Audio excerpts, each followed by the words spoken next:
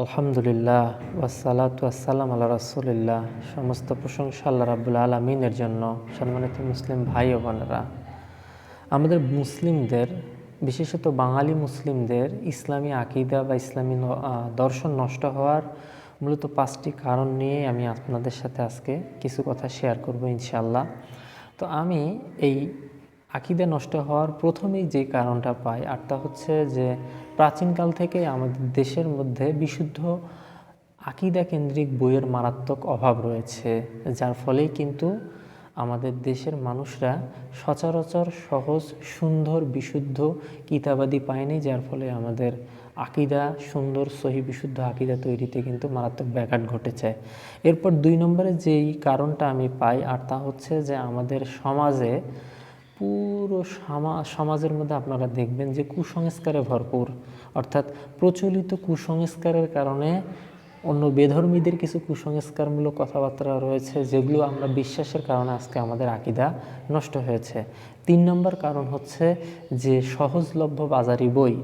আপনারা দেখবেন যে আমাদের মুসলমান সমাজের মধ্যে আমরা দেখি সাধারণত যারা ফেরি করে বা ঘাড়ে করে বিভিন্ন বই বিক্রি করে, তাদের কাছে আপনারা 99.9% বললেও আমি মনে হয় কম বলবো যে তাদের কাছে এত অশুদ্ধ এবং এত কি বলবো, যে যেগুলো ইসলামের নামে বই বিক্রি করে তারা এগুলো বইই না। এই বইগুলোর মধ্যে আপনারা দেখবেন যে ম্যাক্সিমাম বইয়ের মধ্যেই অশুদ্ধ আকীদা, অশুদ্ধ জ্ঞান, বানোয়াট, মিথ্যা, কেচ্ছা কাহিনীতে ভরা এমন কিছু বই তারা সহজে বিক্রি করেন, কারণ এই বইগুলোর কিন্তু মার্কেট অনেক দিন থেকে চলে আসছে এবং এর কারণেও কিন্তু আমাদের আকীদা আজকে নষ্ট হয়েছে। তারপর 4 নম্বর হচ্ছে যে বিভিন্ন তরিকা এবং খানকা, এই জায়গাগুলো থেকে বিভিন্ন সময় আমাদের বিভিন্ন জায়গায় যে ওয়াজ নসিহাগুলোর ব্যবস্থা বা আয়োজন করা হয়েছিল, এগুলো তো দেখবেন যে তারা তাদের তরিকা বা খানকার কেরামত, বিভিন্ন ধরনের আজগুবি গল্প, কেচ্ছা কাহিনী দিয়ে কিন্তু তারা তাদের নসিহাগুলো কিন্তু মানুষের সামনে উপস্থাপন করে এবং এই জ্ঞানগুলো থেকেও কিন্তু আমাদের আকীদা নষ্ট হয়েছে। আর 5 নম্বর যেটা কারণ, আর তা হচ্ছে প্রচলিত সিজনিয়াল সিস্টেম মাহফিল। এটা কেন বললাম জানেন?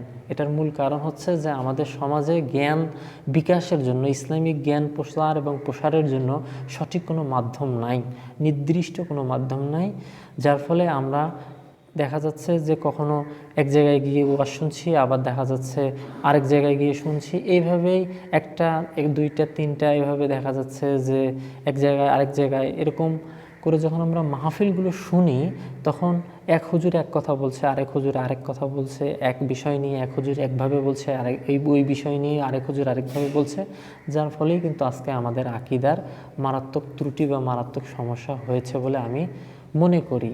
তো সম্মানিত মুসলিম ভাই ও বোনেরা, আমরা যদি এই আকীদা বিশুদ্ধ করতে চাই, তাহলে সর্বপ্রথম আমাদের যেটা করতে হবে, আর তা হচ্ছে খুব বেশি পরিমাণে আমাদেরকে বাংলা অনুবাদকৃত কোরআন যেটা রয়েছে সেটা বেশি পড়তে হবে। অনেক হুজুর কিন্তু আপনাদেরকে ভয় দেখাবে যে তোমরা কোরআন পড়তে যেও না, কোরআন বুঝবে না।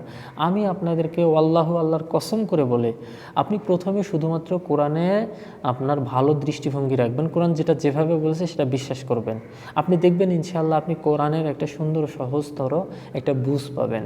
আপনি যদি না বোঝেন, আপনার পাশে যে ইমাম সাহেব রয়েছে, আপনার মসজিদের যে ইমাম সাহেব রয়েছে, তাদের কাছে বুঝাই নেবেন, কিন্তু আপনি কোরআন বোঝার চেষ্টা করবেন।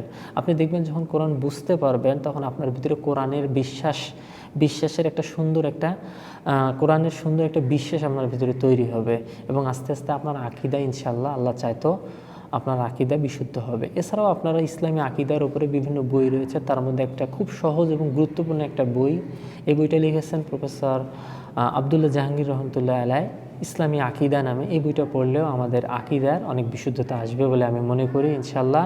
তো আজকের আলোচনা এখানে সমাপ্ত করছি। আসসালামু আলাইকুম ওয়া রাহমাতুল্লাহ।